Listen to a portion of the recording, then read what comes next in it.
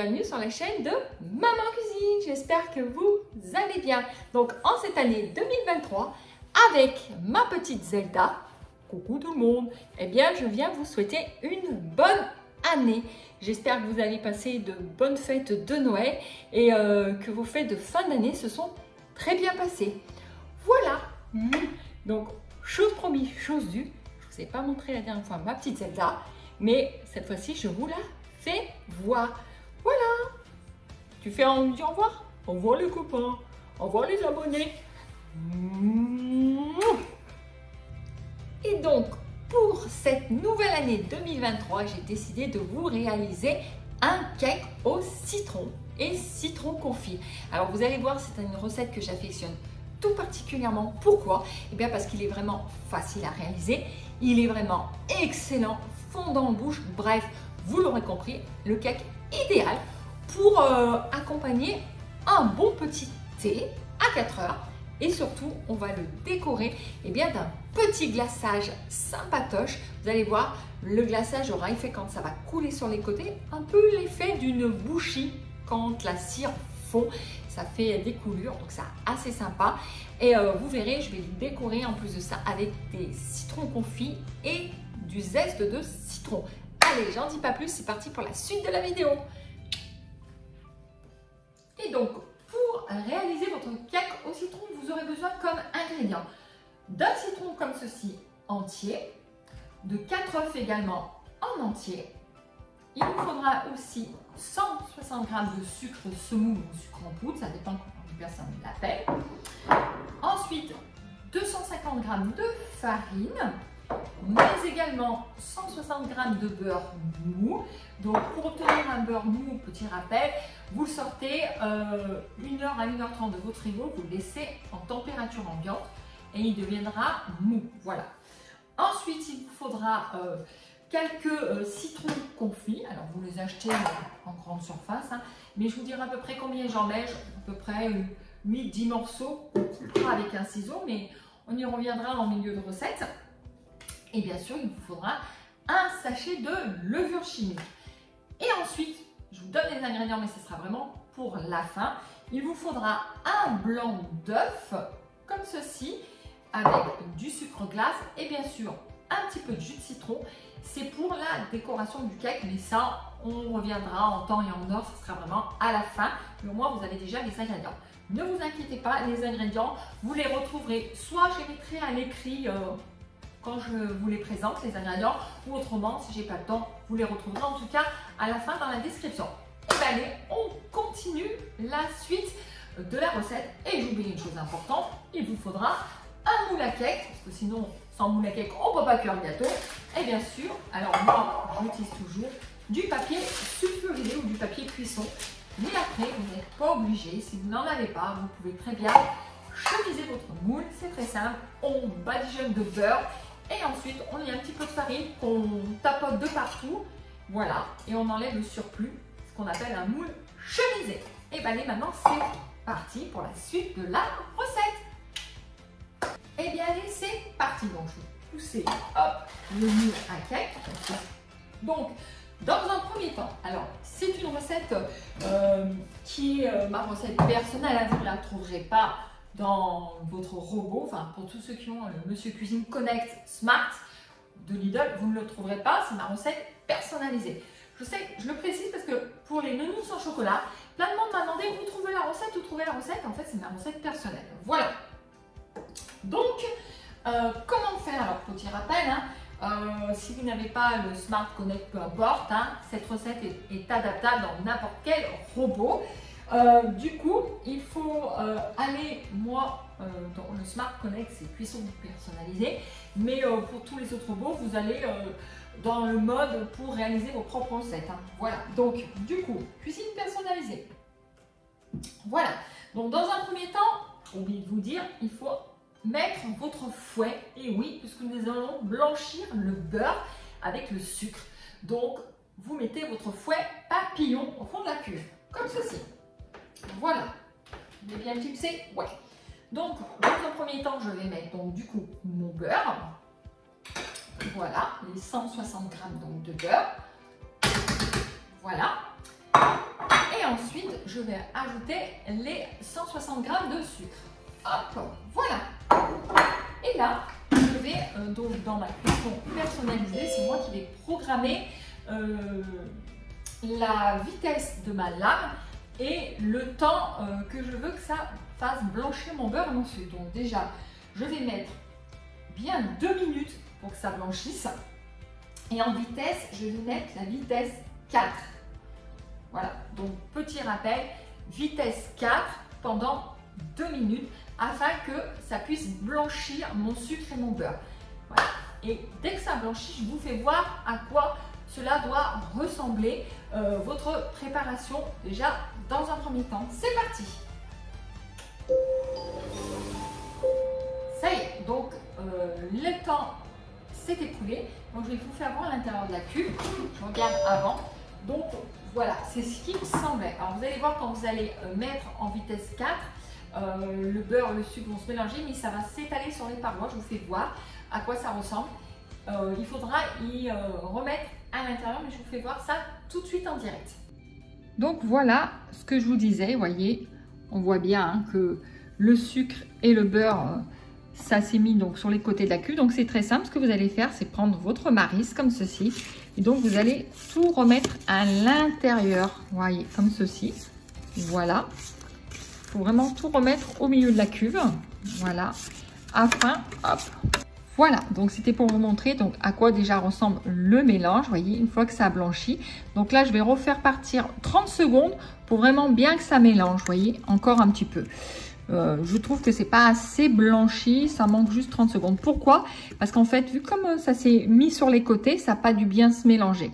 Voilà, donc on va repartir 30 secondes et après, on pourra continuer à mettre les œufs avec la farine et bien sûr la levure. Allez, c'est parti.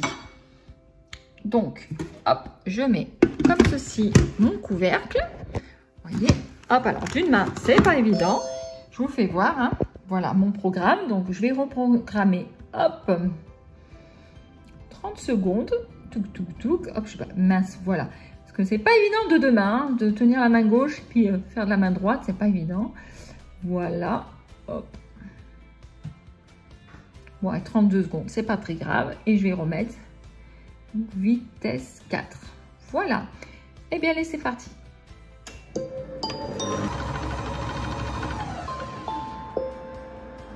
Voilà. Donc, voyons voir ce que ça a donné à l'intérieur. Hop. Voilà.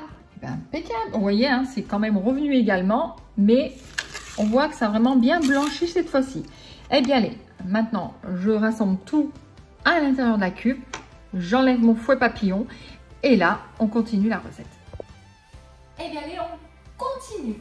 Du coup, j'ai enlevé mon fouet papillon donc de ma cuve. Alors, vous allez me dire, mais dis donc, maman cuisine, pourquoi t'as enlevé le fouet papillon? Pourquoi on ne peut pas le laisser? Ben, c'est très simple, parce qu'une fois que je vais mettre mes œufs, ma farine, mon zeste de citron, mon jus et ma levure chimique, je vais devoir progressivement monter la vitesse. Et il faut savoir, petit rappel, peut-être ceux qui viennent d'acquérir leur nouveau robot, alors que ce soit n'importe quel robot, que ce soit le Smart Connect de Lidl, que ce soit le robot de Carrefour, le Fagor Connect, le Fagor Compact, et le dernier Fagor, voilà, le dernier robot qui a été sorti sur le marché de Fagor, voilà. Tous ces robots-là, on vous dit bien, et puis même sur Thermomix, hein, voilà, et puis plein d'autres, il faut savoir que le fouet papillon est utilisable de la vitesse 1 à la vitesse 4. Au-delà, ça peut le casser. Et surtout, très important, que si vous utilisez une préparation chaude et que vous mettez votre fouet papillon, vous pouvez avoir des brûlures, mais terribles, et finir aux urgences et être brûlé au plus de 3e degré. Donc c'est pour ça, en fait. Mais déjà, là-bas, ça risque de vous le casser, le fouet papillon. Donc non. Voilà pourquoi je ne l'utilise pas. Parce que je vais monter progressivement ma vitesse de mes lames. Vous allez voir. C'est parti. Donc, j'arrête de papoter, on continue. Mais c'était pour petit rappel. Donc là, je vais mettre dans ma cuve mes œufs entiers, comme ceci. Je vais mettre ma farine, toute. Je vais mettre ma levure chimique, voilà. Hop, je vais juste un petit peu remettre la farine comme ça, voilà. Et là maintenant, eh bien, je vais mettre du zeste de citron. Voilà, donc je vais en mettre un petit peu de partout. J'en garderai un tout petit peu du citron pour la décoration donc de mon gâteau. Voilà.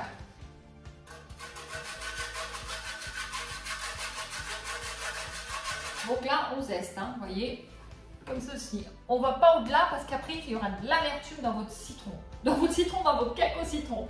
Voilà, donc là, j'en mets partout. Voilà, et je zeste.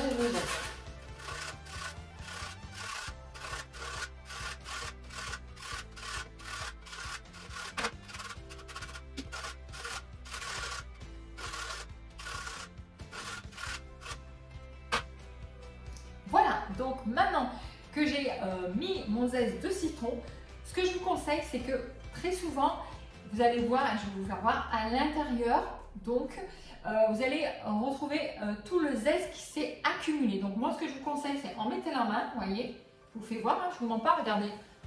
Vous voyez tout le citron? Donc ça serait du gâchis si vous l'enlevez. Donc hop, on enlève avec la main, comme ceci. Voilà, c'est vraiment pour récupérer le maximum de votre zeste. Et puis surtout, c'est pour éviter de faire du gâchis. Et pareil, vous voyez, je fais toujours comme ça, moi. Sur ma... Alors, vous ne risquez pas de vous blesser, hein, c'est pas de la lame, vous voyez. Et en faisant comme ça, pareil, vous allez voir tout ce que je récupère comme citron. Ça va bien à voir, vous voyez. Donc ça, c'est vraiment du gâchis. Et pour éviter d'avoir du gâchis, bah, faites comme moi. Voilà, ça serait vraiment dommage. Et hop, après je refais dans l'autre sens. Voilà, comme ça. Vous voyez, un coup comme ça et un coup comme ça. Voilà. Et là, c'est tout bon.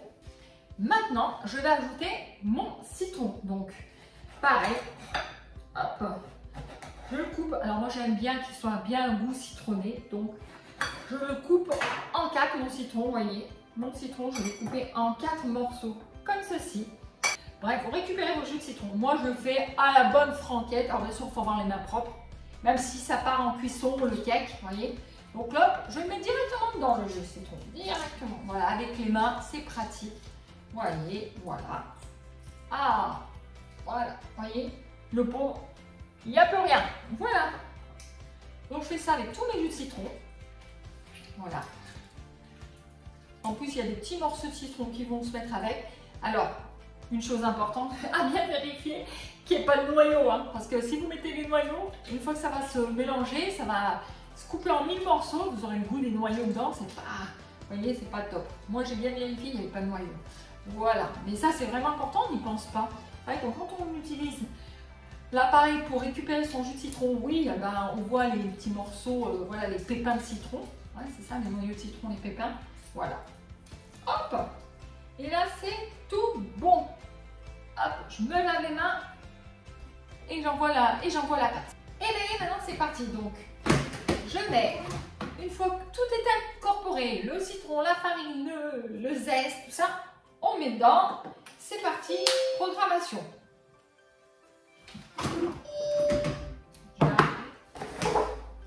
Ça y est, donc, maintenant que tous mes ingrédients sont à l'intérieur de ma cuve, et bien, on referme tout ça, voilà. Ça m'indique bien que c'est fermé. Donc là, je vais programmer. Donc pareil, la pâte se mélange bien. Je vais programmer 2 minutes. Voilà. Donc, top, 2 minutes. Hop, voilà. Et là, je vais commencer à mélanger en vitesse, en vitesse 4. Et ensuite, les 30 dernières secondes, je mettrai la vitesse 6 pour bien que ça se mélange. C'est parti.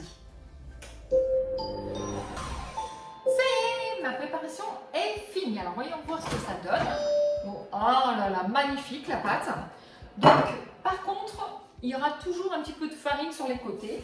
Donc ce que je vous conseille, eh bien, c'est de tout ramasser et de mélanger un tout petit peu comme ça à la main. Voilà.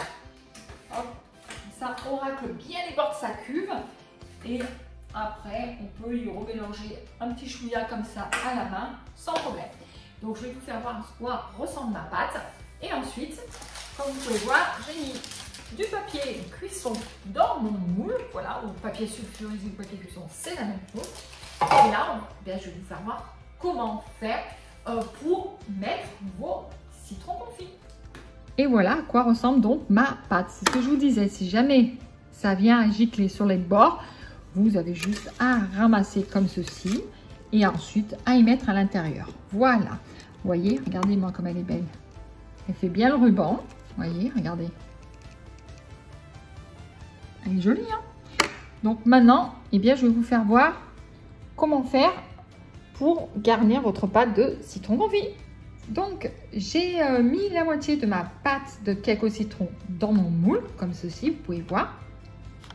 Entre-temps, donc j'ai coupé mes petits citrons confits comme ceci. Donc, vous voyez, je vous fais voir. Dans une citron confit, j'ai coupé 3 petits morceaux. Je peux vous faire voir à peu près les morceaux. Ils sont comme ceci. Vous voyez.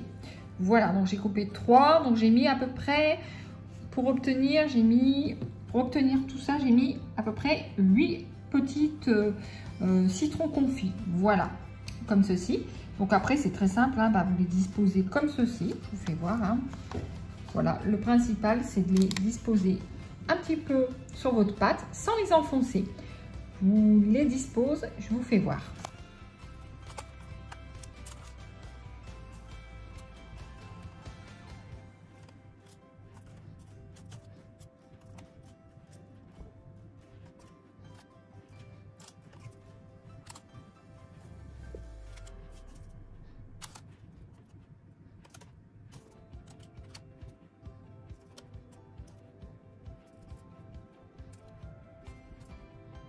Voilà.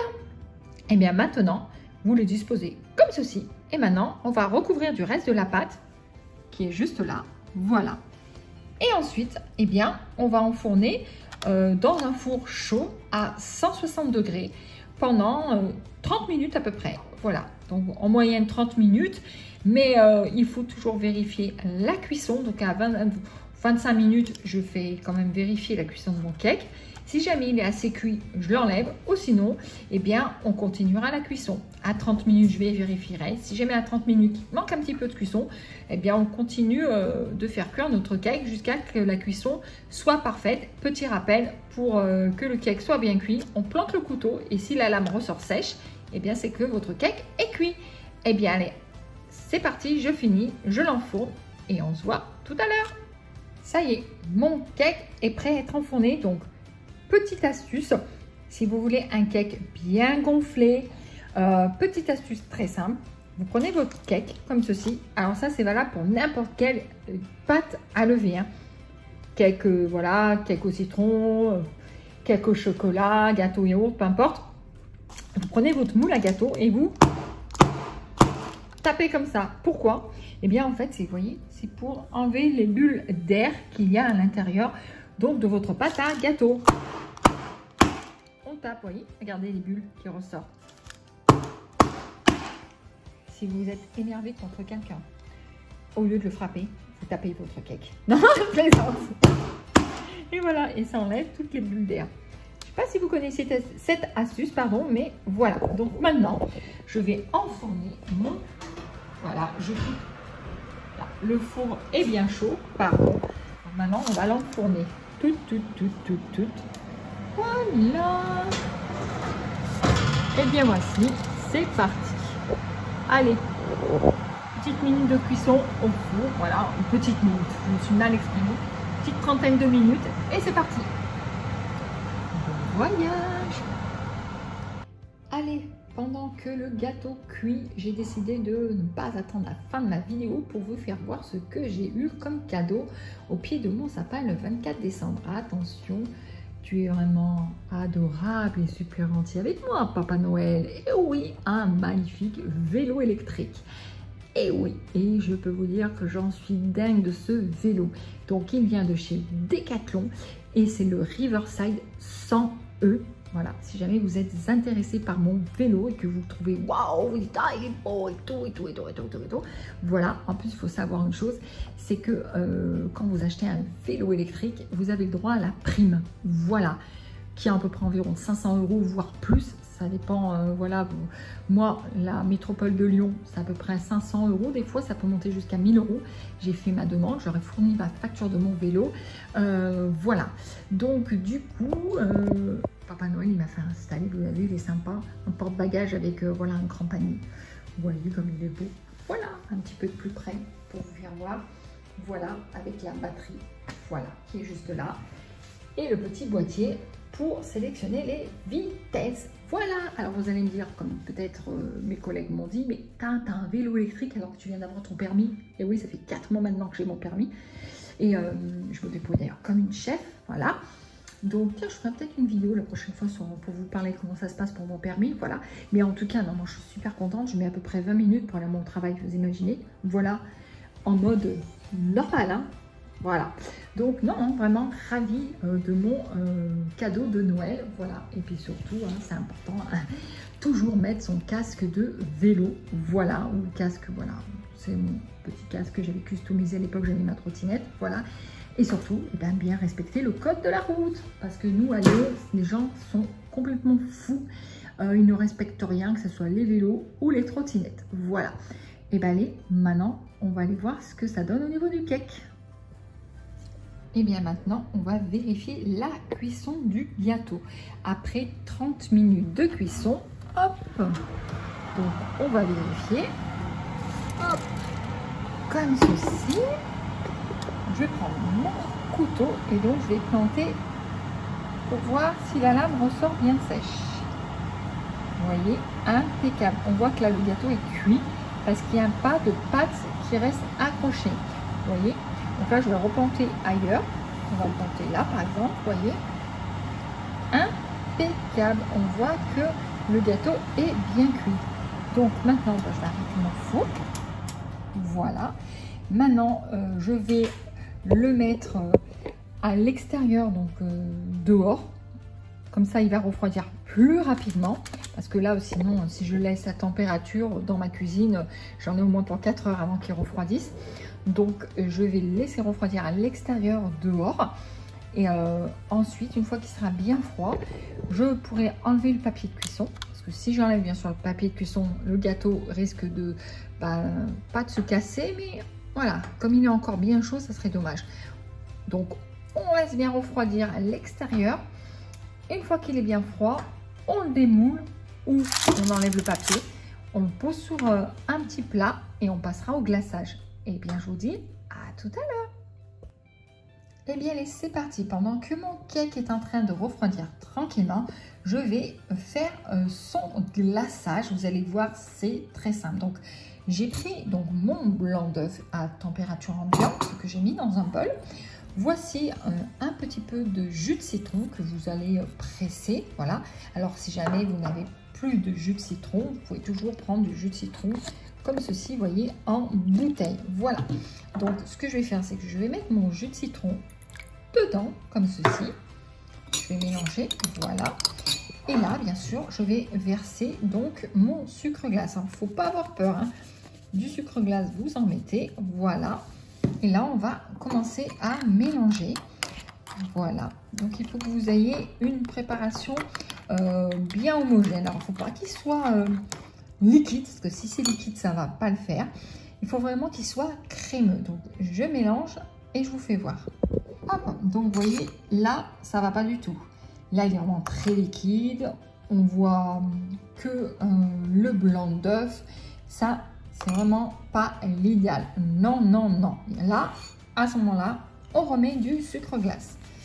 Faut pas hésiter. Alors, vous allez me dire, ah, mais il en faut combien dans ma cuisine du sucre glace? Là, je ne l'ai pas pesé.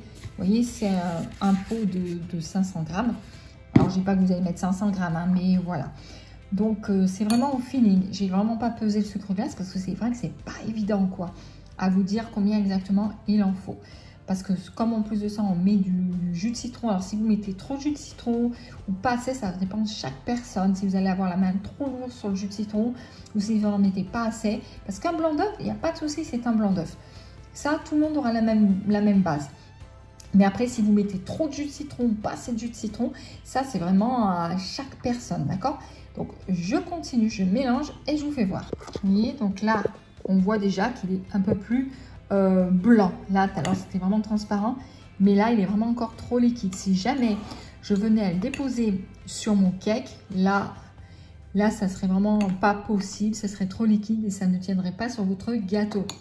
Il faut vraiment que ça tienne quand même un petit peu. Alors, il ne faut pas que ça soit trop épais parce que ce ne sera pas possible. Il faut que ça, pas que ça soit trop liquide parce que là, ça ne tiendra pas non plus sur votre gâteau. Donc, on continue. Vous voyez, allez, je rajoute.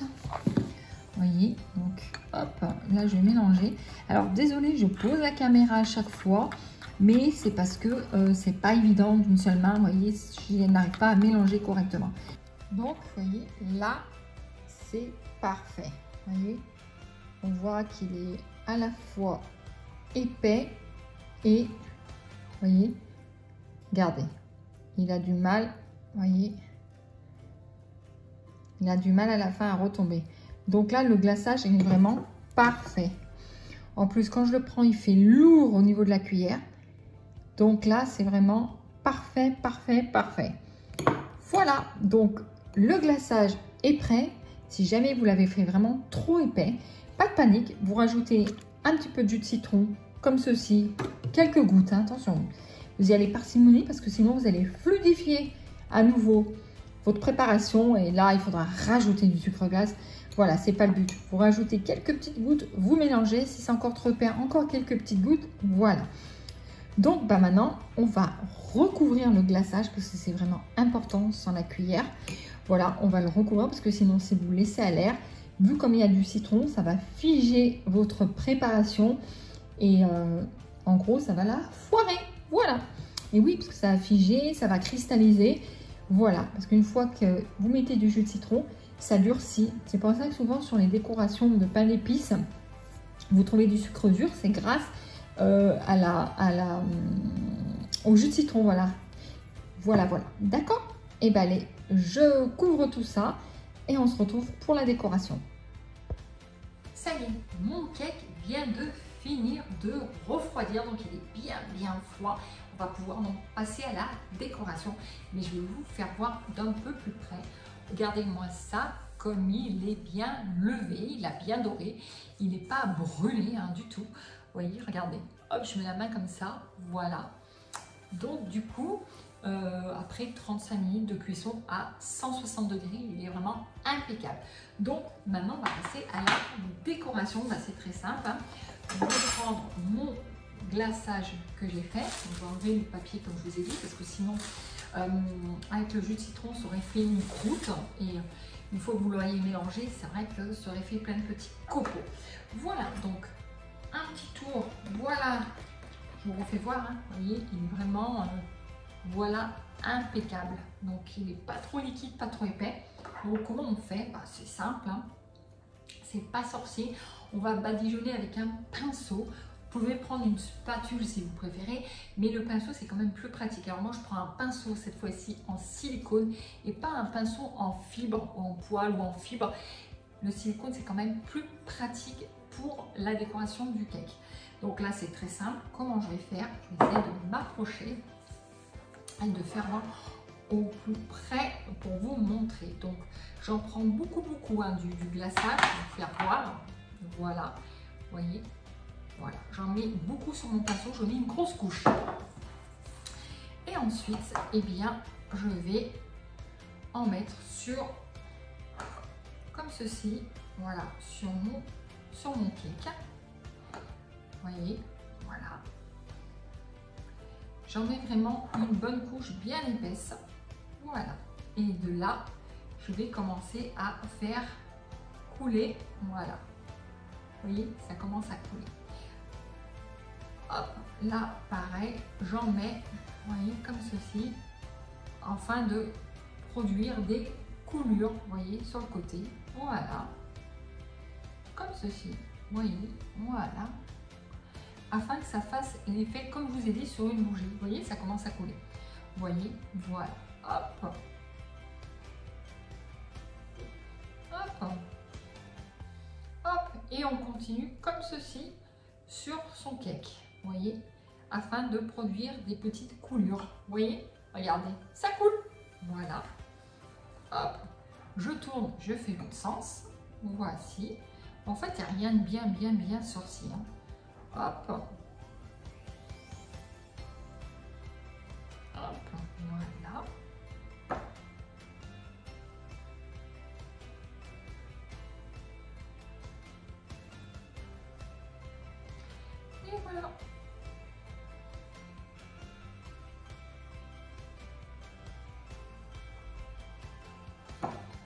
voici. Vous voyez, ça coule. Donc maintenant, ce que je vais faire, c'est que je vais mettre des zestes de citron avec donc ma râpe. Je vais mettre des zestes de citron de partout. Et en même temps, je vais mettre mes fameuses petites citronnelles. Voilà, moi je dis citronnelles, mais exactement, ça s'appelle des aiguillettes de citron confit. Vous voyez, hop, voilà, aiguillettes de citron confit. Alors, c'est soit vous les laissez grandes comme ceci, ou vous pouvez les couper en deux au choix. Donc moi, j'aime bien, elles sont vraiment assez grandes, donc je les coupe en deux. Et là, je vais en mettre un petit peu de partout. Voilà. Comme ça permet de bien décorer le cake. Voilà, comme ceci. Hop. Celle-ci comme ça. Donc, j'en mets un petit peu de partout. Hop. Voilà. Pour que ça fasse très joli.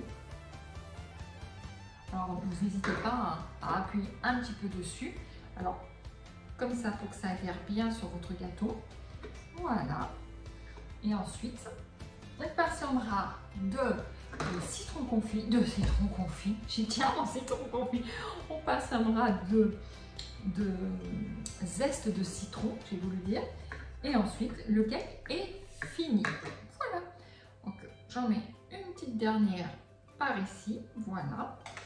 Et ensuite, on va passer donc le zeste de citron dessus. On râpe. Voilà.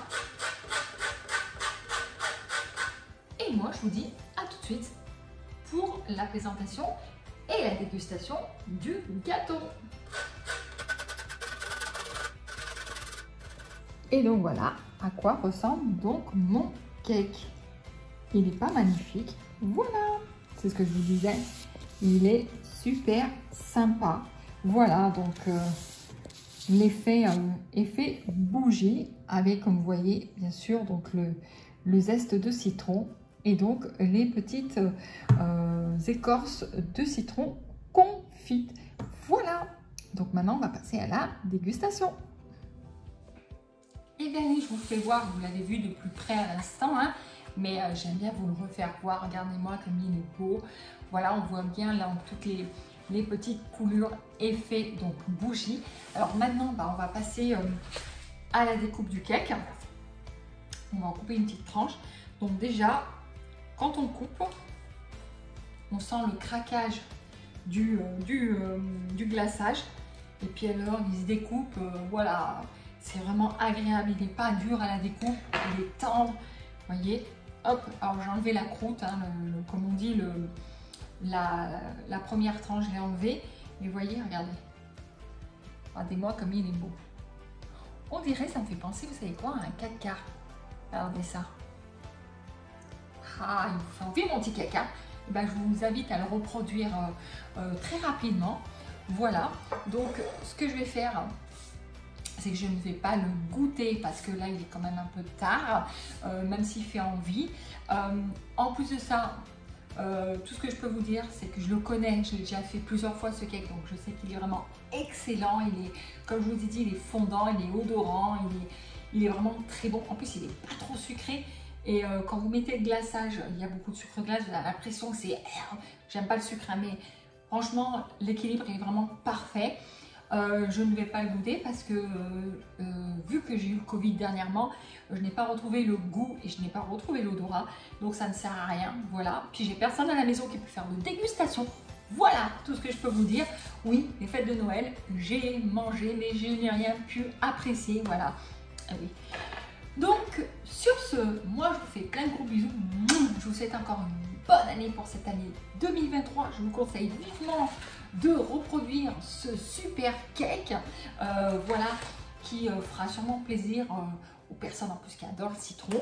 Voilà, et puis vous verrez, il est vraiment excellent. Que vous dire de plus? Bah écoutez, je vous dis à très bientôt sur la chaîne de Maman Cuisine. N'hésitez pas à liker ma vidéo, à la partager en maximum de monde.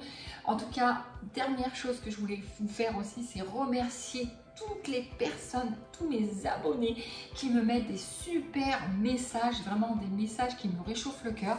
Je pense à Alem, à Lila, aussi à Nadine, à Mathieu, bref, toutes ces personnes, Alem et j'en passe, je dois en oublier certainement, mais en tout cas, sincèrement, du fond du cœur, je vous remercie 1000 fois de toute l'attention que vous me portez. À vous toutes et tous, j'en oublie peut-être, mais vous inquiétez pas, la liste est longue, du coup je ne peux pas citer tout le monde, mais en tout cas, voilà, vraiment merci 1000 fois, vraiment, c'est grâce à vous et à vos messages, ça m'encourage vivement.